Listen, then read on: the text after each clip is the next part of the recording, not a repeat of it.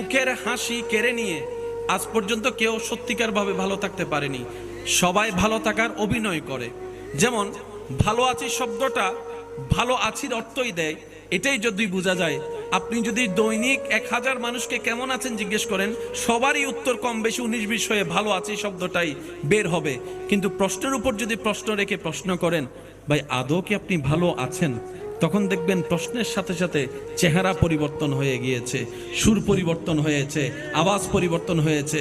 মনে রাখবেন, ভালো আছি অর্থ সবসময় ভালো থাকা নয়। যতক্ষণ ভিতর ভালো না থাকবে ততক্ষণ কেউ ভালো থাকতে পারে না। আর ভিতর ভালো থাকে, আলা বিযিকরিল্লাহি তাতমাইন্নুল কুলুব।